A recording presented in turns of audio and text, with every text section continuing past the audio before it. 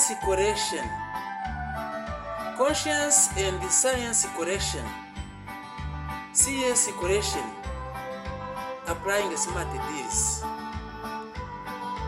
Ahangaha murahabona cliché mu cyongereza bita printing plate y'ibitabo byacu. Hano hari 16 ariko dufite n'akandi ka 17 ibitabo byiza cyane. Biriya bitabo bibanza bine ni AREC, ibitabo bitanditse mu Ikinyarwanda. Ni Icyongereza gusa, ntibisobanuye mu Kinyarwanda.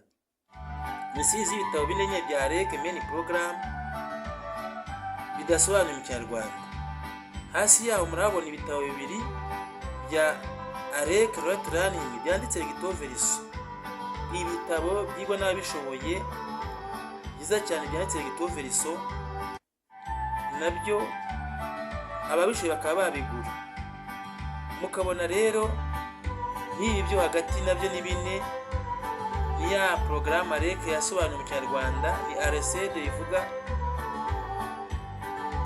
Rapid English Course with Explanations and Dialogues. Hari book 1, book 2, book 3, book 4. Byose ni byiza cyane kandi bisobanuye mu Kinyarwanda. Hasi hakaba ibitabo DITAREC. DITAREC rero ni Dialogues through a Rapid English Course. Ni communication skills. Communication skills nyine ya AREC. Harimo ibiganiro byiza kandi bitandukanye ugenda wigana nyine ukoresha ugendeye kuri ya programu ya AREC, ukavuga Icyongereza neza cyane mu gihe gito, neza cyane kandi mu gihe gito. Murabona rero noneho na kiriya gitabo kimwe ni DITAREC Right Learning, igitabo kimwe gusa kirimo ibiganiro byose ariko ibisobanuye mu Kinyarwanda. Nacyo kigirwamo n'abishoboye bazi icyo bakora kandi bashobora no kwema kukigura. Ntabwo gihenze cyane ngo kirahenze, urebye ko nyine igitabo kimwe kirimo byose, ibiganiro byose, ibitabo byategura mu buhanga. Iki gitabo tuba dushishikariza ko cyagurwa ndetse n'ibigo by'amashuri kuva hasi primaire, secondaire ndetse na kaminuza kugira ngo abantu bige neza. Murabona rero n'ibindi bitabo bibiri munsi ya kira kimwe ni DITAREC. Tuvuge neza Icyongereza tukiganiramo book 1, book 2. Nyine birasobanuye mu Kinyarwanda. Ni byiza cyane. Ibi bitabo rero mubona hasi nabyo bibiri bya DITAREC Let's Talk in English, byo ntabwo bisobanuye mu Kinyarwanda. Ni byiza cyane, byigwa n'abantu bose guhera hasi nyine kugeza hejuru muri kaminuza, ugenda wiga ibintu byiza cyane bisobanutse ariko byo bikaba bidasobanuye mu Kinyarwanda. Abanyarwanda bagize amahirwe basobanurirwa mu Kinyarwanda, nyine bigira muri Bibiliya nyine DITAREC tumenye Icyongereza tukiganiramo book 1, book 2. Hakaza rero n'akari agatabo ka English Regular Verbs k'inshinga nyine zidakurikiza amategeko, zikoreshwa cyane kandi utazizi ntabwo wazavuga Icyongereza rwose.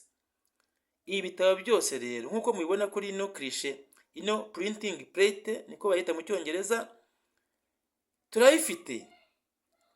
Nk'uko nayabwiye dufite n'akandi ka RCD small, abafite amikoro make baheraho. Byose turayifite, muduhamagare kuri telefone yacu ni 07852269 irindi 9 669, ni 07852269 irindi 9 669.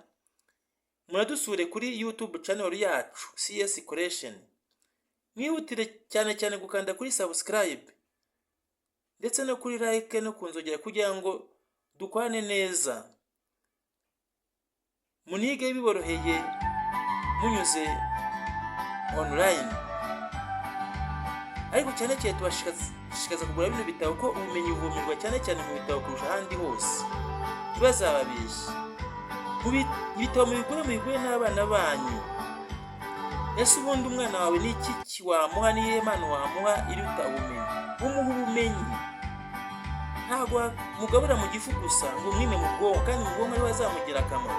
Mugaburira abana banyu mu gifu, mubagabure no mu bwonko, mubahe impamvu izabaherekeza, ubundi bazihigira. Niko tubyumva kandi niko kuri. Isi turi kwinjiramo isaba umuntu ufungutse, ujijutse, ushobora no kwihigira. Abantu bose bateye imbere, batejwe imbere n'ubumenyi bafite, ntabwo akenshi ari ibyo ababyeyi babo babahaye. Ibyo murabizi. CS Collection, mutugane dukorane. Twabahaye nimero zacu bose ziraboneka. Mutugane dukorane, mujye kuri YouTube channel yacu CS Collection. CS Collection turabakunda, turabanyu, murabacu, dukorane twese dutere imbere.